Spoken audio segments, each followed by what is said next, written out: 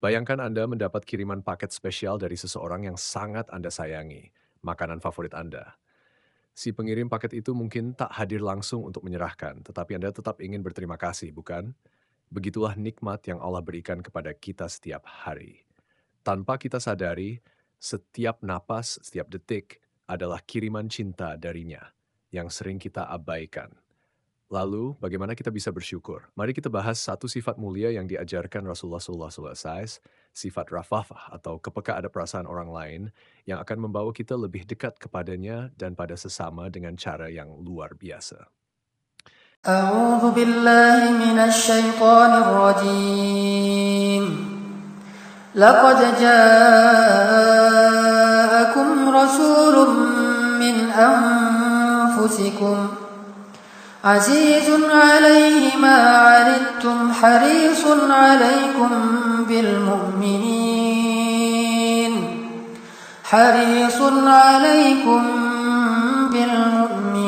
رؤوف رحيم بسم الله الرحمن الرحيم Assalamualaikum warahmatullahi wabarakatuh. Alhamdulillahirabbil alamin. Alhamdulillahilladzi anzala as-sakinata fi qulubil mu'minin liyazdadu imanan ma'a imanihim. Asyhadu an la ilaha illallah wahdahu la syarika lah wa asyhadu anna Muhammadan abduhu wa rasuluh la nabiyya ba'dah. Allahumma shalli wa sallim wa barik ala sayyidina Muhammadin wa ala alihi wa sahbihi ajma'in. Teman-teman yang dirahmati Allah Subhanahu wa taala, pertama-tama puji dan syukur kepada Allah atas nikmat hari ini yang pastinya tidak terhitung jumlahnya. Walaupun cuma sedikit yang kita sadari di antara nikmat-nikmat Allah. Wa in ta'uddu ni'matallah la tuhsuha. Kalau kalian ingin menghitung nikmat-nikmat Allah, kalian tidak akan sanggup menghitungnya. Makanya tidak ada seorang pun yang bisa menyebutkan berapa banyak nikmat yang Allah berikan kepada dia dalam satu hari. Sehingga yang Allah minta bagi kita bukanlah menyebut-nyebutkan sebanyak apa, tetapi Allah meminta bagi kita untuk bersyukur. Karena syukur itu adalah hak Allah Subhanahu wa taala. Syukur adalah hak Allah, bukan hak kita. Kita saja yang tidak punya hak untuk dapat rasa syukur dari orang lain, merasa kecewa kalau ada orang yang kita bantu terus kayak kurang berterima kasih kepada kita. Padahal syukur itu adalah hak Allah, bukan hak manusia. Karena pada hakikatnya setiap kebaikan yang didapatkan oleh seseorang itu berasal dari Allah, walaupun jalannya melalui kita. Kita cuma jalan saja, cuma asbab, cuma wasilah. Sedangkan hakikatnya berasal dari Allah Subhanahu wa taala. Jadi kalau misalnya kita yang menjadi jalan saja, merasa kurang dihargai kalau seseorang tidak berterima kasih, Allah lebih pantas lagi untuk meminta rasa syukur dari hambanya, karena Allah lah yang memberikan kenikmatan itu. Teman-teman pernah dapat kiriman kejutan paket gitu dari someone? Gak pernah ya? Masih sendiri soalnya, gak ada yang ngirimin. Pernah dapat kiriman paket hadiah lewat misalnya GoFood, tiba-tiba ada yang ngirimin makanan, kue, kesenangan kita banget nih. Tiba-tiba ada yang ngetuk pintu rumah, sepada gitu ya, punten, GoFood misalnya. Pas kita buka, Pak ini ada kiriman dari siapa? Disebutin nama pengirimnya. Oh ternyata pengirimnya adalah teman kita nih. Apa yang pertama kita lakukan kepada orang yang membawa paket itu? Kita bilang, makasih ya mas, gitu ya. Udah aja dia pulang. Apakah selesai? Kan saya udah terima kasih sama yang ngirim. Apakah kita tidak akan berterima kasih kepada teman kita yang mengirimkan makanan itu untuk kita lewat seorang petugas tadi? Apakah kita akan bilang, kalau ada yang nanya misalnya, atau dia nanya, makanannya udah sampai belum? Kita bilang, oh udah sampai gitu. Cuma segitu aja? Atau kita akan bilang, oh makasih banyak ya, ini makanan kesukaan saya banget, segala macam, jazakallahu khairan jazak.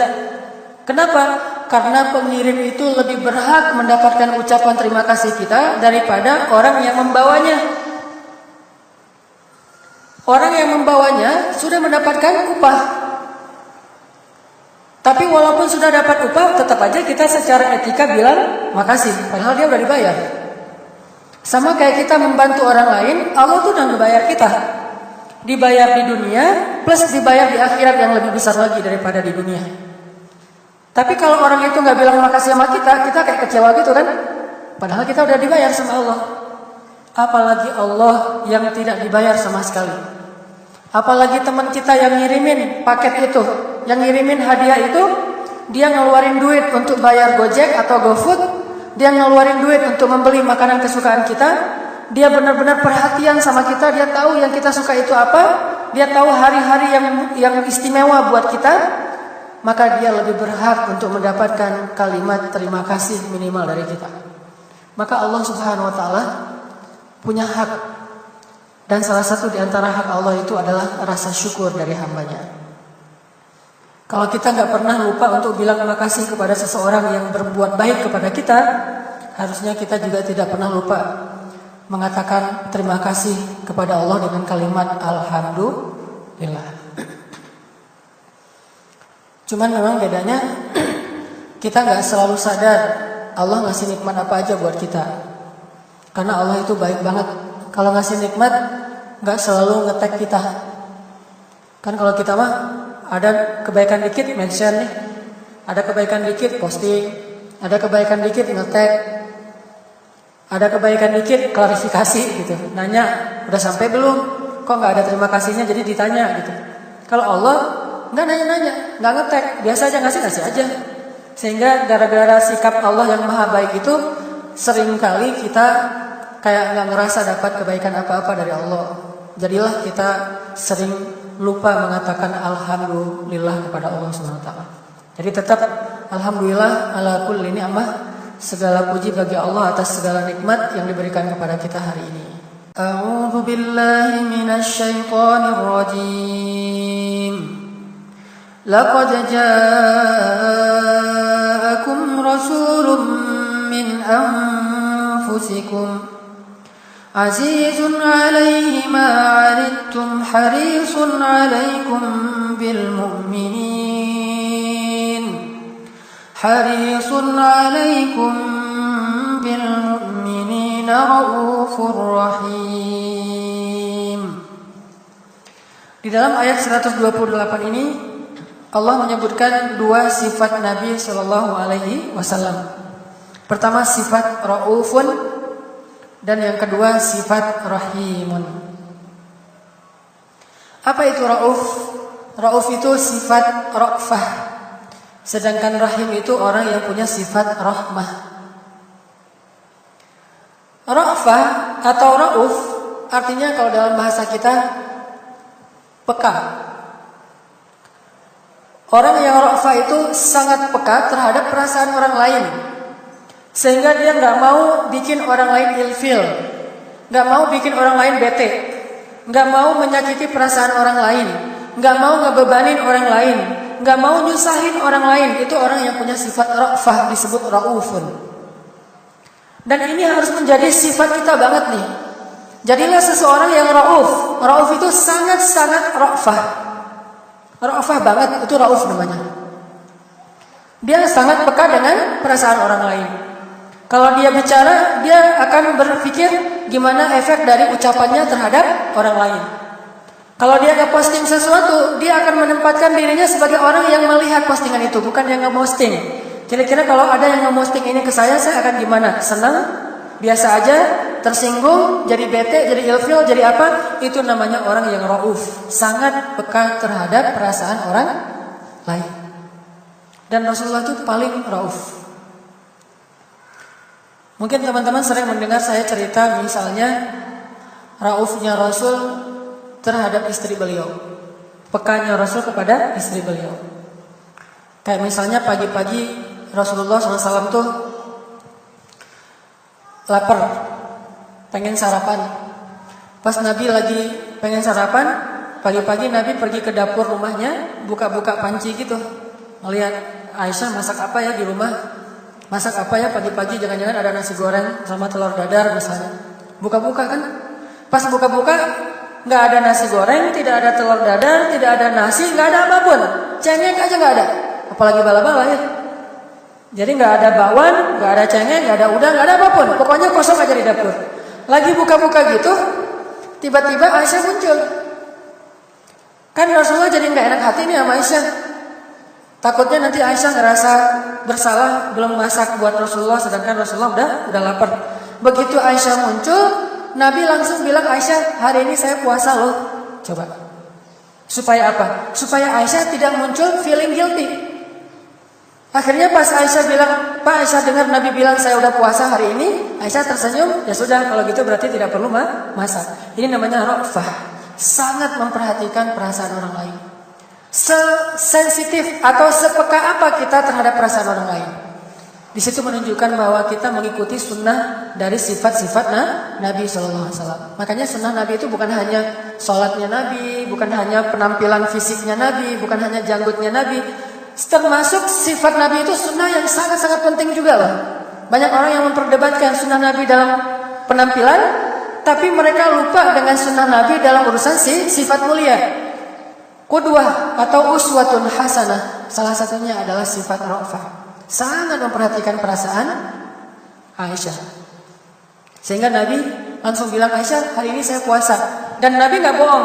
Kan puasa sunnah mah boleh niat belakangan ya.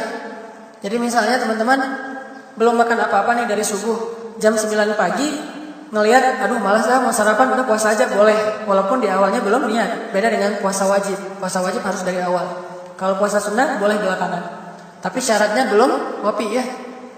Udah ngopi, udah sarapan, gak enak gini, puasa aja lah gitu. Agak-agak unik tuh. Belum makan apa-apa puasa, boleh. Akhirnya Nabi puasa, walaupun sebetulnya beliau lapar. Dan kayaknya agak-agak susah bisa kayak gitu tuh. Sama kayak gini, Nabi jaga perasaan orang yang mengundang beliau. Ini kisah lain ya.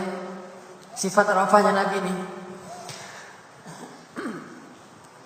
Pernah Nabi diundang makan di rumah seorang sahabat, makan siang. Rasulullah, nanti lunchnya di rumah saya ya gitu. Jadi sahabat ngajak Nabi lunch. Rasulullah, nanti lunchnya di rumah saya. Gak tahu lunch bahasa Arabnya apa gitu. Oh boleh. Akhirnya Nabi pun datang ke rumahnya. Ternyata yang ngundang itu bukan orang kaya, orang biasa banget. Orang miskin yang kurang makanan di rumahnya. Udah kurang, ngundang pula. Ini kan agak-agak keren ya, unik ya. Kalau kita lagi punya kelebihan rezeki, kita undang orang wajar. Ini nggak ada apa-apa, ngundang gitu. Kenapa kok ngundang Nabi padahal di rumahnya nggak punya apa-apa dan bukan sengaja juga dia mau kayak gitu. Memang orang miskin, karena dia tahu hadis Nabi, sebaik-baik makanan itu yang dimakan oleh orang solih. Dan Nabi itu orang yang paling solih. Jadi dia pengen dapetin keberkahan dalam rezekinya dengan cara makanannya tuh dicicipin oleh Nabi. Jadi kalau udah dicicip Nabi, itu makanan jadi berkah. Sehingga kalau nggak habis mereka senang langsung rebutan tuh makanan bekas Nabi. Datang nih Nabi ke rumahnya. Sampai di rumahnya, Nabi duduk. Terus tiba-tiba yang penghuni rumah nyuguhin satu potong roti, disuguhin gitu. Dan roti itu tawar banget, nggak ada rasa. Suguhin aja. Nabi ngelihat, tunggu gitu. Nabi ngira setelah disuguhin roti akan ada selai segala macam, mungkin ada apa gitu, ada madu atau ada apa.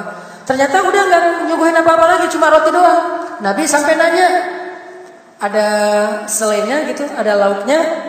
Baru sahabat itu ngerasa nggak enak hati, bilang, aduh maaf ya Rasulullah, nggak ada apa-apa, cuma ada roti doang. Baru ngomong sekarang ya, cuma ada roti doang, nggak ada apa-apa yang lain. Terus Nabi cuma minta gini, orang itu bilang gini, tapi ada tuh cuka, Rasulullah mau cuka, bayangin, selainya cuka. Kata Nabi, oh boleh, dihidangin lah cuka, roti sama cuka. Rotinya disobek sama Nabi, dicelupin ke cuka, terus Nabi makan sambil tersenyum. Nabi bilang apa? Senikmat-nikmat lauk adalah cuka. Senikmat-nikmat lauk adalah cuka. Lihat gimana Nabi menghargai orang. Ini nggak gampang teman-teman. Kita mungkin bisa ngomong kayak gitu, tapi wajahnya senikmat-nikmat lauk emang cuka sih emang. Gitu kan ya? Nggak bisa benar-benar menghargai. Paling basa-basi lah. Gimana kita kalau diundang di suatu acara, ternyata makanannya nggak enak. Mampukah kita untuk tetap makan dan menghargai orang yang memberikannya? Saya sendiri juga nggak gitu-gitu amat, masih lemah. Akhlaknya belum sempurna Rasulullah SAW. Apalagi beberapa tempat tuh saya pernah dengar tetangga ya, ketika ada tetangganya yang hajatan, ngundang tetangganya pas pulang kadang-kadang kayak ngomongin gitu. Makanannya nggak enak ya, suka ngomongin gitu. Terus pas dihidangin juga mereka kayak wajah-wajah kecewa gitu karena ekspektasinya terlalu tinggi. Bakalan dikasih misalnya sate, bahkan sate marangi gitu, atau mau dikasih apa, kuah yang serius. Ternyata cuma dikasih nasi putih sama tahu, tempe, lalap, ayam, rendang. Banyak juga ya. Udah gitu kecewa. Udah sebanyak itu masih kecewa, kurang menghargai. Ini berat nih. Berarti memang sifat ra'fah kita itu masih lemah, belum sebagus dan seindah sifat ra'fahnya Nabi SAW. Sebaik-baik makanan itu cuka, kata Nabi. Kalau orang nggak ngerti hadis ini, dianggap cuka itu emang makanan terbaik. Padahal maksud Nabi menghargai yang memberi. Jadi jangan sampai nanti kita kalau ngundang orang, makan di rumah saya yuk. Ayo, hidangin nasi. Kita tunggu aja. Udah, enggak? Oh, mau lauk ya? Iya dong, kata teman kita. Ini cuka. Ini apa? Cuka. Hah? Cuka? Kan gak ada baksonya, gak ada apa kok cuka sih? Kan kata Nabi teh, sebaik-baik lauk adalah cuka. Jangan gitu-gitu aman. Nabi mengatakan itu bukan berarti cuka emang terbaik, karena masih ada makanan lain yang juga baik. Nabi mengatakan itu untuk menghargai orang yang memberikannya. Makanya kita harus tahu maqasid syariah. Harus tahu pesan moral dari suatu teks. Jangan hanya membaca teks secara terjemahan. Ini Nabi menghargai. Terus ada lagi kisah gimana Nabi menjaga perasaannya. Salah satu kisahnya tuh Nabi menjaga perasaan sahabat yang miskin. Jadi waktu itu Nabi lagi ngelihat ada sahabat miskin lagi ngumpul mau makan. Makanannya itu roti yang keras. Roti yang keras itu kalau nggak salah bahasa Arabnya qadid.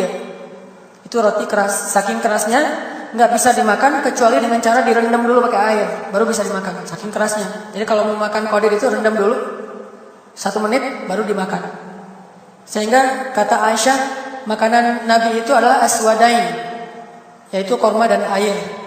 Air itu sesuatu yang sering dipakai sebagai selai di zaman Nabi, karena rotinya keras jadilah dicelupin ke air. Ada sekelompok sahabat miskin lagi nongkrong pengen dinner gitu. Dinner di jalan nongkrong gitu. Jadi kayak kita warung dadakan gitu ya, lagi nongkrong. Cuman makanannya cuma qadid. Qadid itu roti yang keras. Nabi lewat, terus mereka ngundang, "Ya Rasulullah, makan bareng kami." Dan itu bukan basa-basi, karena mereka tahu tadi pengen Nabi ikut makan bareng mereka. Nabi nggak nolak sama sekali. Nabi nggak bilang, "Oh enggak apa-apa, saya makan di rumah aja, udah ditunggu sama Aisyah." Enggak. Karena Nabi tidak mau mengecewakan mereka. Nanti kalau Nabi nolak, mereka akan bilang, "Nabi mah sama kita mah gitu. Emang gitu orangnya." Gitu kan? Nabi kan nggak mau digituin tuh. Nabi mah orangnya yang gitu. Iya sih emang gitu. Terus aja jadi gosip kan? Enggak. Mentang-mentang yang undangnya kita, coba kalau yang undangnya Utsman, Abdurrahman bin Auf, pasti Nabi terima. Enggak, Nabi mah enggak beda-bedain. Pas disuruh duduk, Nabi langsung duduk. Dan enggak canggung gitu duduknya, bukan nih duduknya di tanah gini. Enggak canggung sama sekali, biasa aja. Orangnya straight banget lah pokoknya. Nabi itu orangnya straight banget. Enggak eksklusif, enggak kaku. Di jalan, ayo enjoy gitu. Orangnya tuh easy going. Nah, akhirnya Nabi duduk kayak orang duduk bersila duduk di tanah, nggak pakai alas gitu. Udah duduk, para sahabat kan merasa agak kurang enak gitu, udah suruh Nabi duduk, ternyata Nabi benar-benar duduk. Mereka kaget juga. Wah, Nabi benar-benar duduk tapi ini makanan gini doang.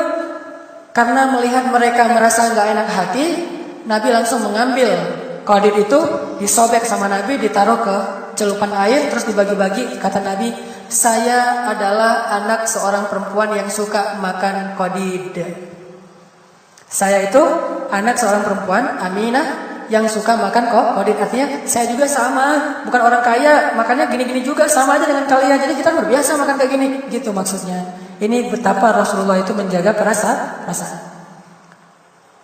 Bayangin kalau orang yang gak Arafah, Rasulullah duduk dong, ya duduk doang ya, gak ikut makan, kalian aja yang makan. Saya udah kenyang misalnya, paling halus kan gitu. Kalau lebih kasar lagi, ini doang, masa ini aja suruh saya duduk? Atau kita misalnya bawain makanan yang lebih enak daripada yang mereka sedang siapin, kan jadi menyinggung perasaan mereka. Nabi nggak kayak gitu, sangat menjaga perasaan. Sehingga Nabi mengatakan, saya itu anak seorang perempuan yang suka makan qadid. Akhirnya mereka, oh ya udah kalau gitu mah sama aja sama kita, ayo kita makan bareng. Jalan lagi di kesempatan yang lain, Nabi ketemu dengan penggembala. Nabi ini kan followersnya banyak banget ya, selebgram gitu kan. Followersnya tuh ada berapa puluh ribu. Kalau di zaman dulu Pak udah banyak tuh followersnya. Semua orang pengen ketemu langsung sama Nabi, pengen selfie gitu sama Nabi. Rasul boleh selfie. Kalau zaman sekarang ya, ini saking orang pengen nge-follow Nabi. Ketemulah sama sekelompok penggembala. Penggembala itu dulu ya, itu orang miskin. Karena dia nggak menggembala ternaknya sendiri, pasti menggembalain ternak orang. Jadi penggembala itu diantara orang-orang yang kurang mampu, orang miskin. Jadi kayak buruh gembala. Kan ada buruh tani, ada buruh kebun ya, ada buruh gembala. Dia tuh kerjanya gembalain ternak-ternak orang kaya. Ada sekelompok penggembala lagi duduk istirahat sambil nunggu gembalaannya ngerumput. Nabi lewat, Assalamualaikum, kata Nabi. Waalaikumsalam Rasulullah. Dan mereka sungkan gitu. Nabi langsung datang ke mereka, duduk di antara mereka, biar mereka nggak sungkan. Pas Nabi lagi duduk sama mereka, biar akrab dan menjaga perasaan mereka, Nabi bilang apa? Nabi membesarkan hati mereka banget nih. Kata Nabi, tidaklah Allah mengutus seorang Nabi kecuali pernah bertugas sebagai penggembala. Itu kan hadisnya. Asbabul wurudnya, cerita di balik hadis itu adalah Nabi pengen menghargai para penggembala. Tidaklah Allah mengutus seorang Nabi kecuali mereka pernah menjadi penggembala. Artinya apa? Profesi menggembala itu profesi mulia, profesinya para anbiya. Sehingga para penggembala ini besar hatinya, merasa oh gitu ya Rasulullah, semangat kan, jadi pede kan, ngobrol sama Nabi tentang gembalaan. Muncul lagi hadis-hadis gembalaan, diantaranya adalah hadis tentang menggembala yang paling baik itu menggembala domba, dan yang bahaya itu kalau menggembala onta. Itu ada hadisnya. Orang kalau menggembala onta biasanya wataknya keras, sedangkan menggembala domba itu wataknya lembut. Ini beda-beda antara satu hewan dan hewan yang lain. Itu muncul semuanya dalam diskusi gembala. Itu namanya Ra'fah, mampu banget menjaga perasaan orang lain. Sehingga tidak ada yang merasa canggung di sebelah Nabi. Tidak ada yang merasa apalagi tersinggung dengan ucapan Nabi. Sangat menjaga. Ini Nabi SAW.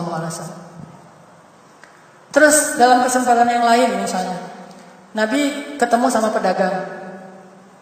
Lagi ke pasar gitu, ketemu sama pedagang. Dan salah satu kebiasaan Nabi kalau ke pasar itu tidak mau barang beliau dibawa oleh orang lain. Itu Nabi paling pantang tuh. Makanya muncul hadis diantara sunnah Nabi kalau kita belanja. Kata Nabi, setiap orang yang belanja di pasar hendaklah membawa barangnya sendiri. Jadi nggak boleh kita belanja terus barangnya dititipin ke orang lain. Kenapa? Biar kita tahu kalau kita udah belanjanya banyak. Bayangin kalau kita belanja pakai asisten, asistennya 5. Setiap kita belanja ngasih, lo bawa nih, lo bawa. Akhirnya kan kita ngerasa kayak belum beli apa-apa ya. Ini terutama buat ibu-ibu kalau misalnya belanja, bawa barang sendiri. Begitu udah rempong, kan males tuh. Males udah terlalu rempong nih, udah aja pulang. Jadi Nabi mengatakan setiap orang yang belanja hendaklah membawa barangnya sendiri. Nabi itu paling pantang yang dibawain orang lain. Pernah Nabi lagi belanja terus Abu Hurairah pengen bawain bawaan Nabi mengatakan jangan ya Abu Hurairah, biar saya sendiri. Pertama emang Nabi menjaga perasaan Abu Hurairah. Nah, ketemu dengan pedagang. Pas ketemu dengan pedagang, Nabi memotivasi dan membesarkan hati pedagang. Apa caranya? Nabi mengatakan 9 pintu rezeki itu ada di dalam perdagangan. Ini lihat cara komunikasi Nabi SAW. Tahu banget meletakkan sesuatu tuh. Ini disebut dengan hikmah. Ud'u ila sabili rabbika bil hikmah. Berdakwahlah ke jalan Tuhanmu dengan hikmah. Apa itu hikmah? Arif, bijaksana. Apa arti bijaksana menurut literatur Arab?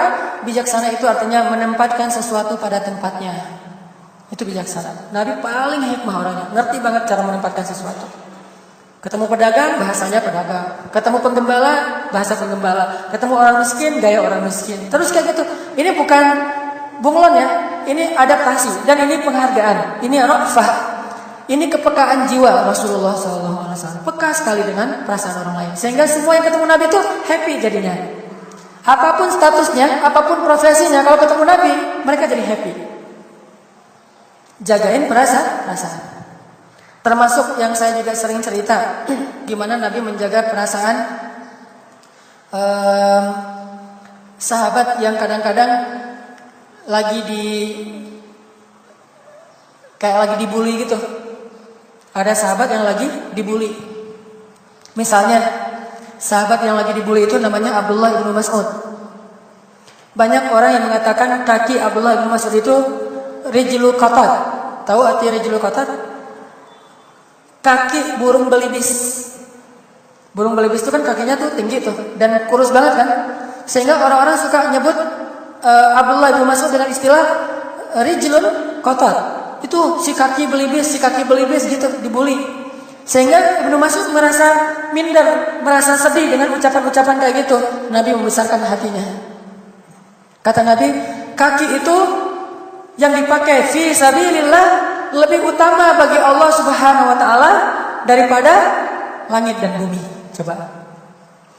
Lebih utama daripada langit dan bumi. Kaki itu tuh karena dipakai fi sabilillah. Kemudian hadis ini dipakai oleh para ulama sebagai hadis-hadis keutamaan berjihad di jalan Allah, berdakwah di jalan Allah. Tapi kalau kita melihat adegan di balik cerita hadis ini, sebetulnya Nabi lagi menghargai Abdullah ibnu Mas'ud. Makanya kalau baca Al-Quran, baca asbabun nuzul. Kalau baca hadis, baca asbabul wurud. Kita akan tahu hal yang lain yang kita tidak hanya baca di dalam teks, cerita di balik suatu teks. Ternyata Nabi lagi ngademin hati Abdullah bin Mas'ud. Itu kaki, walaupun kayak gitu, lebih utama loh di sisi Allah, lebih mulia daripada langit dan bumi, berharga banget. Akhirnya Abdullah bin Mas'ud melihat kakinya, wah ini kaki saya berarti berharga banget gitu. Ini cara Nabi menjaga perasaan orang. Termasuk juga dengan Bilal bin Rabah. Bilal bin Rabah itu kemana-mana pakai na'al. Na'al itu kalau bahasa kita sendal jepit. Dan sendal jepit yang ini agak parah, mirip sendal masjid. Tahu sendal masjid yang dari kayu itu? Nah, Bilal kemana-mana pakai sendal kayak gituan. Teman-temannya pakai sepatu, pakai sendal yang ada bulunya, pakai sendal-sendal kulit, segala macam yang bagus-bagus. Bilal sendiri pakainya terompah yang dari kayu gitu. Sangat tidak nggak ada brand sama sekali. Kalau yang lain pakai misalnya tasnya branded, jamnya branded, pakainya branded. Dia mah asal-asalan karena orang miskin. Apa kata Nabi? Sesungguhnya aku mendengar suara terompahnya Bilal di dalam surga. Ditambah lagi nanti gara-gara sholat syukur wudu. Ini cara Nabi menghargai Bilal. Ketemu lagi sama orang miskin.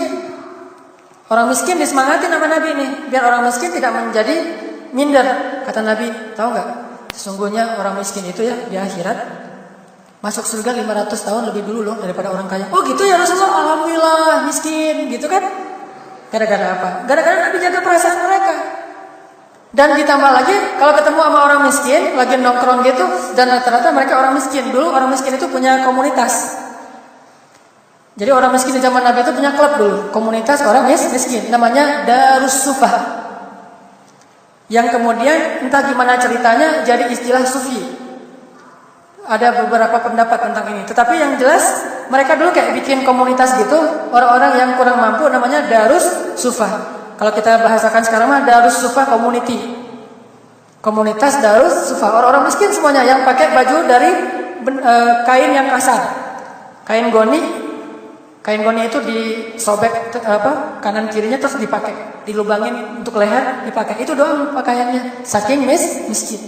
Ketika Nabi ngumpul sama orang miskin, Nabi ngebesarin hati orang miskin, ngomong apa? Ya Allah, hidupkan aku sebagai orang miskin, matikan aku sebagai orang miskin, bangkitkan aku bersama orang miskin. Wah, mereka takbir langsung, Allahu Akbar. Nabi pengen jadi seperti kita. Tuh lihat Nabi gimana ra'fah kepada siapapun yang beliau temui. Tapi kalau ketemu orang kaya, Nabi ngomongin tentang motivasi orang kaya. Dan bukan menghina orang miskin, masing-masing mereka punya fadlun, karunia dari Allah Subhanahu wa taala yang patut mereka hargai. Ini cara Nabi rafahnya luar biasa kepada orang lain.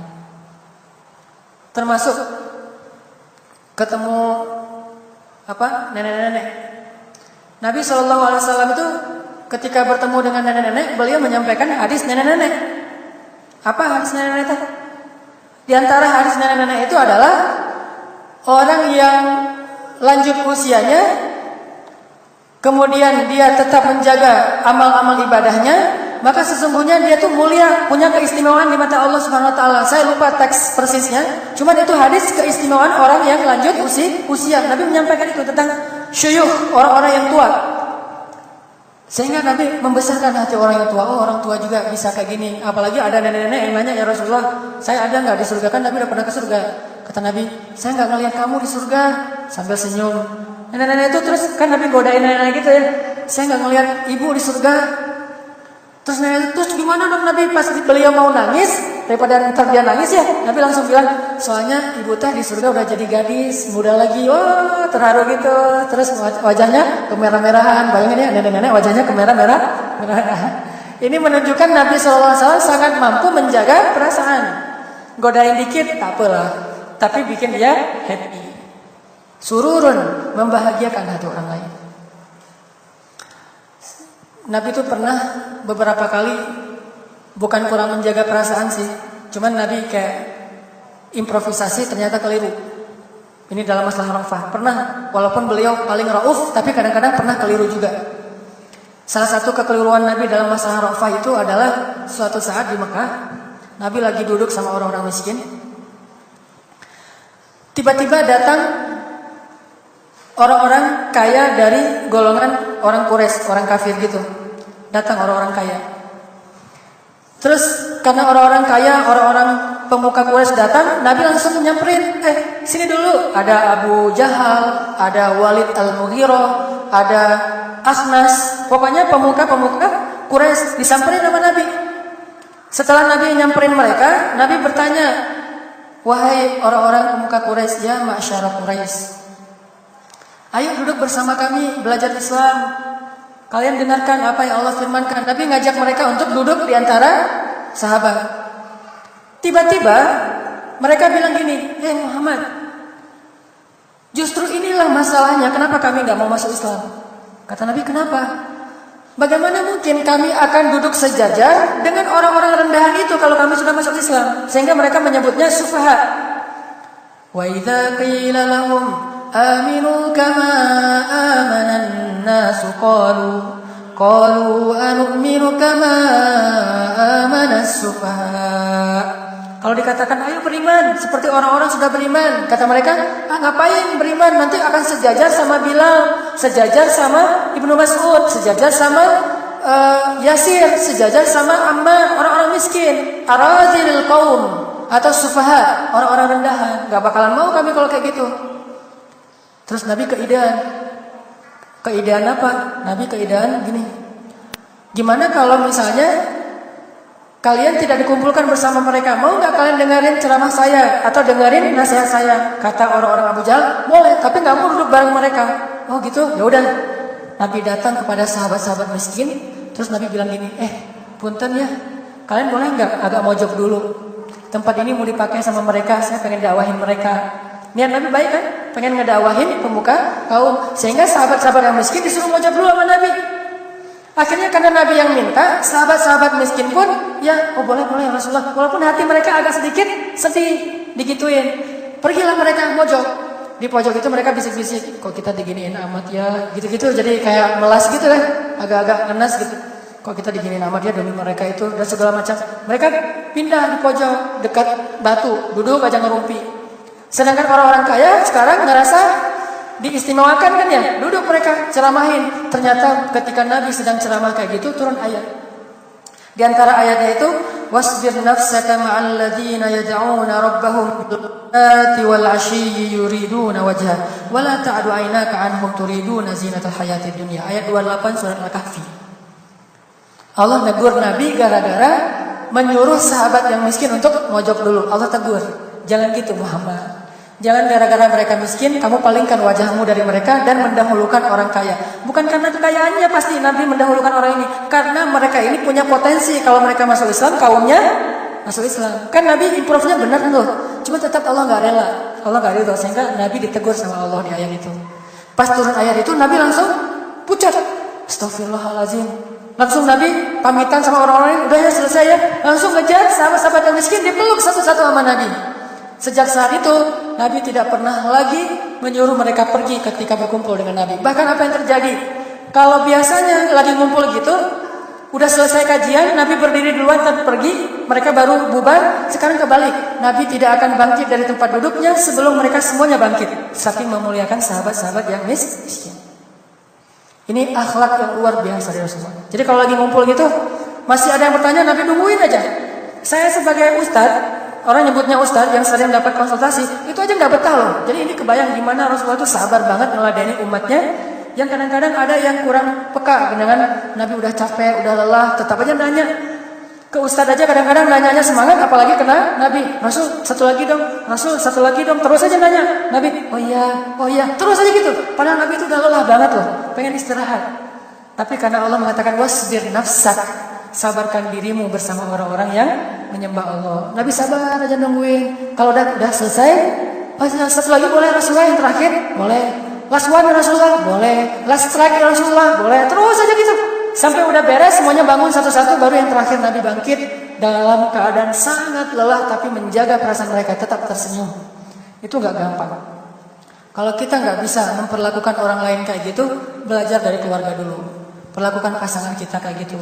Perlakukan keluarga kita, orang tua kita kayak gitu. Kadang-kadang kan kita, apalagi kalau jadi anak kesayangan, ayah, ibu kita atau nenek kita mah suka nostalgia ya. Apalagi nenek-nenek ini kan suka nostalgia. Dulu ya di zaman Jepang, cerita tentang zaman Jepang. Dengerin aja, sabar. Ibu kita kadang-kadang cerita masa-masa dulu kita masih kecil, atau awal-awal dulu ibu merintis karir segala macam lah. Pokoknya awal-awal susah dulu, belum punya rumah. Kan nostalgia gitu, sabar dengerin. Jangan mah, perasaan itu udah puluhan kali dan mama ulang ceritanya. Kan suka gitu tuh anak-anak sekarang mah. Berarti tidak menjaga perasaan. Mamanya langsung kediam. Udah deh, nggak apa-apa deh, nggak usah didengar lagi. Ngambek kan ya? Berarti dia tidak mampu menjaga perasaan orang tuanya. Nggak rafah sama orang tua. Walaupun udah puluhan kali, mungkin kita udah hafal tuh adegan. Dengerin aja. Oh gitu mah, kayak orang baru pertama dengar ya. Oh hebat ya mama. Padahal udah sekian puluh kali deh dengar. Saking rafah, dan itu Nabi Muhammad banget tuh. Itu nyunnah banget tuh. Sebelum kita bicara sunnah-sunnah yang lain, ini penting banget nih. Ketemu teman, kadang-kadang teman kita tuh memang nyaman curhat sama kita. Curhat lagi masalah yang sama, curhat lagi masalah yang sama. Oh gitu ya. Jadi kayak orang baru pertama dengar, padahal udah enak gitu ya. Tapi oh gitu, senyum-senyum gitu. Padahal dia makin digituin kan makin semangat tuh orang. Oh cerita terus semuanya. Padahal kita mana, aduh kapan selesai Allah. Sampai kadang-kadang ada pikiran jelek, ya Allah bikin dia kesel apa gitu. Supaya berhenti curhatnya. Ini artinya orang yang sangat rafa, jaga perasaan orang lain. Begitu juga ketika menyambut tamu. Ada sahabat namanya Abu Zar, nama sukunya Ghifar, sehingga disebut Abu Zar Al-Ghifari. Abu Zar Al-Ghifari ini termasuk 10 sahabat yang pertama masuk Islam. Abu Zar Al-Ghifari termasuk salah satu dari 10 sahabat. Bahkan ada yang mengatakan dia yang kelima atau yang keenam urutan orang yang masuk Islam, Abu Zar. Dan dia itu bukan orang Mekah, orang yang jauh. Jadi kalau kita di Jakarta, Mekah itu Jakarta, Abu Zar itu orang Bandung, bukan orang Mekah, jauh dari Mekah. Nah sukunya terkenal sebagai suku yang paling ganas di padang pasir. Dan terkenal banget sukunya ini suku yang suka melakukan perjalanan jauh dengan cara jalan kaki. Ciamis lah ya. Ini Ghifari kalau sekarang mah Ciamisi. Jadi kalau ada orang dari Ciamis namanya Abu Zar Al-Ciamisi. Jalan kaki dari Ciamis, kuat gitu, berpuluh-puluh kilo, ratusan kilo jalan kaki. Dulu itu namanya suku Ghifar. Kalau ngelakuin jalan kaki biasa buat mereka. Coba bayangin, kita jalan kaki nemenin istri di mall aja, itu betanya luar biasa. Keliling mall doang tuh nemenin istri, pasti kita udah ngeluh-ngeluh. Udahlah papa nunggu di sini aja sambil ngopi, mama terserah mau kemana gitu. Terus ujung-ujungnya pulang sendiri-sendiri karena ngambek gitu misalnya. Bayangin jalan dari Ciamis, walaupun sampai ke Bandung, itu Ciamis Bandung lumayan. Saya aja yang kadang-kadang pergi ke Batu Karas, Pangandaran, lewat Ciamis juga, itu naik mobil 6 jam, itu udah bete tuh. Udah berat 6 jam menempuh dengan jalan pakai mobil, apalagi jalan kaki berhari-hari loh. Dulu suku yang kayak gitu namanya suku Ghifar, Abu Dzar Al-Ghifari. Suku Ghifar ini punya tetangga. Nah, tetangganya namanya suku Aslam. Suku Aslam ini terkenal sebagai perampok jalanan. Jadi suku Ghifar itu terkenal orang yang suka melakukan perjalanan jauh jalan kaki. Kalau suku Aslam perampok jalanan. Pokoknya kalau orang udah lewat suku Aslam, jarang yang selamat, hilang aja. Segitiga bermudanya padang pasir. Suku Aslam. Itu rata-rata isi dari suku itu adalah orang-orang yang suka ngerampok di jalan. Jadi kayak kalau di kita mungkin ngambil motor segala macam, begal gitu. Nah, Abu Dzar Al-Ghifari setelah dia masuk Islam, dia pulang kepada sukunya dengan dakwahnya yang luar biasa. Dia berhasil mengislamkan dua suku yang paling ditakuti, yaitu suku Ghifar dan suku Aslam. Dua-duanya masuk Islam. Hampir seluruh isi suku itu masuk Islam di tangan Abu Dzar. Makanya Abu Dzar ini termasuk sahabat yang istimewa. Setelah dua suku ini masuk Islam, Nabi hijrah ke Madinah. Jadi sejak Abu Dzar masuk Islam di tahun-tahun pertama di Mekah, Abu Dzar langsung balik kepada sukunya dan gak ketemu Nabi. Baru ketemu Nabi belasan tahun kemudian ketika Nabi sudah hijrah ke Madinah. Tiba-tiba Abu Dzar bersama dua sukunya datang ke Madinah untuk berbaiat kepada Nabi. Saat Abu Dzar dengan sukunya datang, Nabi itu pintar banget mengambil hati orang. Begitu melihat ada dua suku datang, Nabi langsung menemui mereka, menyambut mereka dan mendoakan mereka. Dan doanya itu dikhususkan banget dengan nama suku itu. Pertama suku Ghifar. Ghifar itu dari kata ghafaro, ampunan. Maka Nabi mendoakan Ghifar, ghafarallahu lahum. Suku Ghifar, semoga Allah mengampuni semua dosa-dosa kalian. Sehingga suku Ghifar kayak punya satu kalimat istimewa. Kan kalau suatu suku disebutkan di Al-Quran hadis kan menunjukkan keistimewaan suku itu. Kayak Palestina ada di Al-Quran, Mekah ada di Al-Quran, Madinah ada di Al-Quran, Mesir pun ada di Al-Quran. Udkhulu Misra aminin, masuklah kalian ke Mesir, kalian aman. Ini menunjukkan bahwa tempat-tempat itu, daerah itu istimewa karena disebutin oleh Al-Quran dan hadis. Suku Ghifar merasa besar hatinya karena disebutin oleh Nabi, Ghifar ghafarallahu lahum. Suku Ghifar, ya Allah ampunilah suku Ghifar. Suku Ghifar itu hebat gitu-gitu. Sehingga orang-orang suku Ghifar bangga. Wah, Nabi mengistimewakan kita. Datang suku yang kedua, Aslam. Aslam itu dari kata salimah, selamat. Nabi doa lagi, Aslam, semoga Allah menselamatkan mereka dari api neraka. Aslam, semoga mereka salama di surga. Sehingga suku Aslam juga merasa disanjung. Wah, kami suku Aslam, ini doanya. Kami suku Ghifar, ini doanya. Kami orang Ansor, ini doanya. Kami orang Muhajirin, ini doanya. Semuanya dihargai oleh Rasulullah SAW. Ini sifat ra'fahnya Nabi SAW.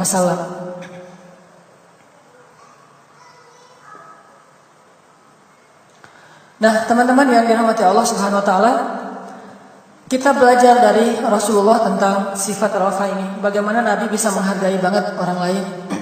Apakah itu budak, apakah itu anak kecil, apakah itu orang dewasa dan segala macam, semuanya dihargai oleh Rasulullah. Dan Nabi selalu menyenangkan hati orang-orang yang ada di sekitar beliau. Bisa nggak kita gunakan itu di dalam sosmed, dalam kehidupan sehari-hari? Setiap ada yang berinteraksi dengan kita tuh bahagia. Tidak perlu kita ngegombal, tidak perlu kita memuji secara berlebihan, tetapi berikan kebaikan kata-kata yang membuat dia bahagia, senang hatinya dengan kata-kata kita. Ini berarti kita orangnya tuh asik.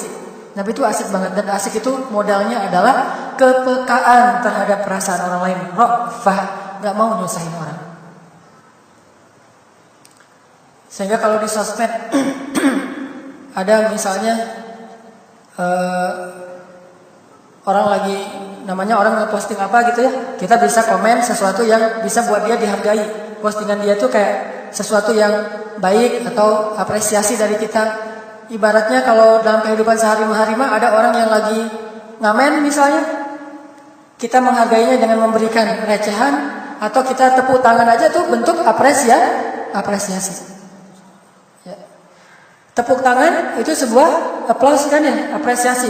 Kalau itu aja bisa dilakukan, harusnya yang dari Islam jauh lebih bisa dilaksanakan dalam kehidupan kita sehari-hari.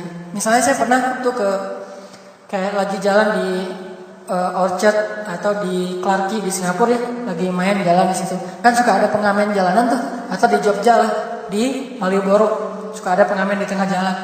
Pas mereka udah selesai perform, terus pada tepuk tangan. Mereka kan merasa dihargai tuh, menyenangkan hati orang yang udah berusaha untuk membahagiakan orang lain. Kalau itu aja bisa, orang-orang yang tidak beriman aja tahu bagaimana menghargai seseorang, harusnya orang beriman lebih dari itu. Kenapa kita yang orang beriman hanya mampu mengambil manfaat dari orang lain tapi tidak bisa mengapresiasi? Nonton tuh, lagunya mungkin bagus, performnya mungkin keren, kita nonton. Tapi udah nonton pergi aja, nggak tepuk tangan apalagi nggak ngasih. Berarti kita kurang merafah terhadap perasaan orang lain. Kalau di pesawat mah kadang-kadang pilot yang bisa ngambil landing yang mulus gitu kan, smooth gitu landingnya, gitu nggak ada hentakan, suka tepuk tangan kan para penumpang tuh menghargai pilotnya, walaupun kadang-kadang pilot juga nggak kedengaran di ruang kokpit dia tuh apa yang dilakukan oleh pelanggan penumpang.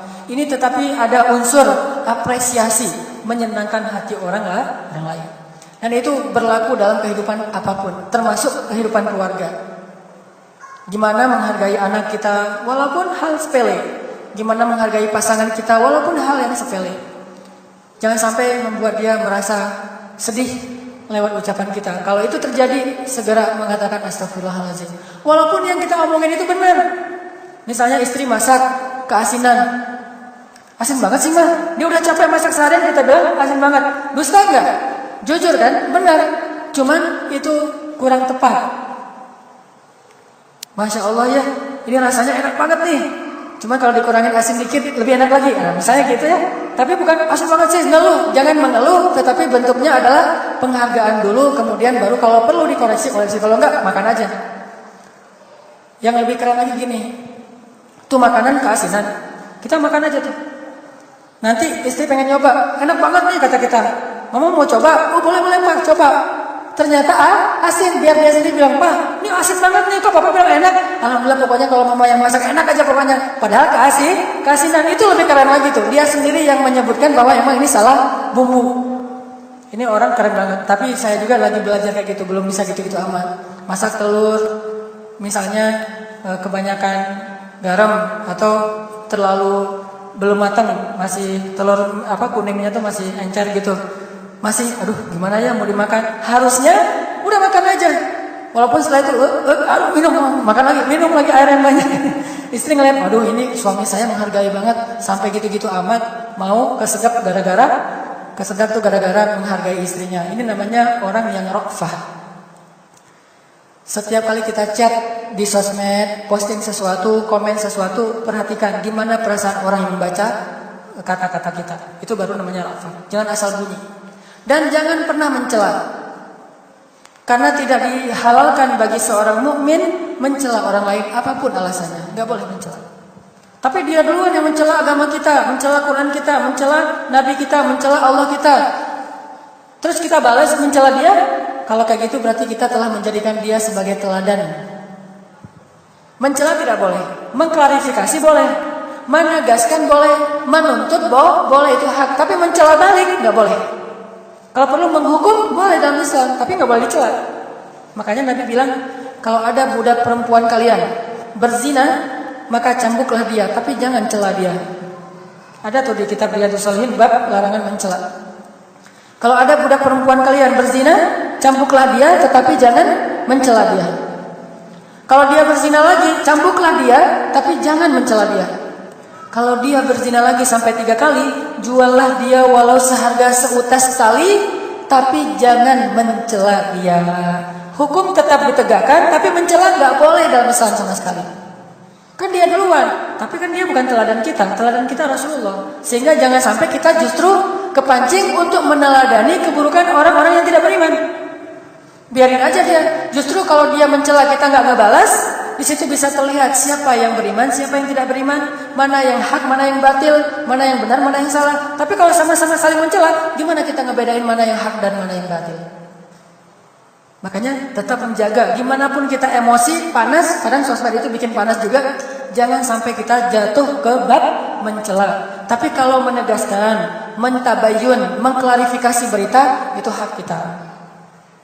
Kayak misalnya ada yang mencela Allah. Kita balas celah Tuhan dia, nggak boleh. Terus gimana? Tabayun. Begitu ada yang mengatakan Allah itu begini.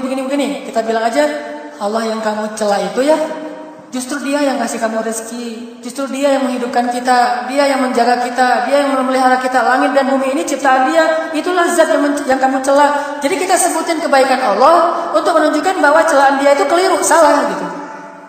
Dan orang yang akan membaca, kan suka ada CCTV tuh di sosmed, yang gak aktif di grup tapi dia mantau terus jadi CCTV gitu kan. Mereka sendiri yang akan menilai siapa yang akhlaknya mulia, siapa yang tercela, sehingga mereka akan memilih. Jangan paksakan orang memilih dengan debat. Jangan paksakan orang memilih kita itu dengan paling tinggi suaranya, paling lantang teriakannya, bukan, tetapi paling mulia akhlaknya. Sehingga mereka akan memilih karena respect kepada akhlak seorang muslim. Jangan balas mencela. Terserah dia mau mencela. Kebiasaan dia mencela itu menunjukkan bahwa dia memang tidak beriman. Sedangkan orang beriman tidak suka mencela. Berarti Abu Jahal itu cela Rasulullah itu habis-habisan. Tapi Rasulullah nggak pernah mencela Abu Jahal. Yang menyebut dia Abu Jahal bukan Rasul, Allah sendiri. Hanya Allah yang berhak mencela hambanya. Cuma Allah. Karena Allah saja yang tahu masa depan hambanya. Allah tahu nih orang gak akan beriman sampai akhir hayat, sehingga Allah mencela dia. Fir'aun dicela, Haman dicela, Namrud dicela, Abu Jahal dicela, Abu Lahab dicela. Yang mencelanya siapa? Bukan Nabi Muhammad. Yang mencelanya adalah Allah sendiri. Kalau Allah punya hak untuk mencela hambanya, karena Allah tahu isi hati, Allah tahu masa depan. Tapi kalau kita gak tahu isi hati dan gak tahu masa depan, sehingga kita gak boleh mencela. Jadi yang menamakan Abu Al-Hakam itu Abu Jahal, Allah Subhanahu Wa Taala, bukan Rasulullah SAW. Rasulullah tetap mengatakan salaman. Kalau dia mengucapkan kalimat jahil, Nabi mengatakan salaman. Udah selamat, kita nggak usah berdebat, pergi aja Nabi. Sehingga Umar gara-gara itu takjub sama akhlak kaum muslimin. Lama-lama masuk Islam Umar. Umar itu kan masuk Islam, pemicunya banyak. Salah satunya adalah karena dia terlalu takjub dan respect dengan akhlak Nabi dan kaum muslimin. Jangan mencela. Dan gunakan kata-kata yang paling santun dalam berkomunikasi. Karena jangankan dengan teman di sosial media, sama Fir'aun aja Allah nyuruh Musa dan Harun ngomongnya tuh dengan ucapan yang lemah lembut. Wa qula lahu qawlan layyina. Ucapkanlah kepada Fir'aun ucapan yang lemah lembut. Padahal itu Fir'aun loh. Disuruh ucapin ucapan yang lemah lembut. Apalagi yang bukan Fir'aun, cuma teman yang salah paham, cuma orang yang tidak beriman, yang dengki kepada Islam, tetapi dia tidak sejahat Fir'aun, tapi tetap aja tidak beriman, maka tidak punya hak bagi kita mencela seseorang. Demo boleh, tapi mencela nggak boleh. Misalnya demo itu kan menyampaikan aspirasi secara positif, dan dalam Islam itu dibolehkan, itu masyru', mubah, boleh dalam Islam. Kalau yang mazhab saya paham. Cuman kalau demo bawa foto, terus foto orangnya itu dikasih taring, kasih tanduk gitu, jadi kayak mirip setan, itu namanya mencela, nggak boleh. Walaupun kita benci banget sama orang itu, nggak boleh digituin. Dia punya hak untuk dilindungi harga dirinya. Namanya zimmi, zimmah, perlindungan dalam Islam. Itulah elegannya komunikasi seorang muslim. Nggak boleh. Apalagi sampai memplesetin gitu. Bikin meme kan suka di sosial media mah suka ada meme tuh. Hati-hati, meme itu lebih mirip dengan cara mencela daripada lucu-lucuan. Kita boleh pakai meme, tapi jangan sampai meme kita itu jadi mencela. Ada wajah diedit dengan tubuh apa misalnya, jadi tubuh hewan, apa segala macam. Itu nggak boleh, itu namanya mencela. Kalau gitu apa bedanya muslim dengan non-muslim? Bukankah teladan kita adalah Rasulullah? Bukan orang yang tidak beriman? Sehingga orang tidak beriman mencela kita meniru Rasulullah untuk tidak membalas celaan dengan celaan. Ini etika sosmed. Mudah-mudahan dengan sifat ra'fa ini menjaga perasaan orang lain, walaupun tidak kehilangan ketegasan, tidak kehilangan hak untuk menegakkan hukum agama Allah Subhanahu Wa Taala, tapi tetap menjaga harga diri orang lain. Mudah-mudahan kita bisa lebih elegan dalam bersosmed, bisa menjadi masyarakat sosmed yang positif, yang berperadaban, yang eksis, yang bisa memberi pengaruh yang baik kepada masyarakat sosmed yang lainnya. Itu yang bisa saya sampaikan. Mudah-mudahan bermanfaat. Barakallahu li wa lakum. Assalamualaikum warahmatullahi wabarakatuh.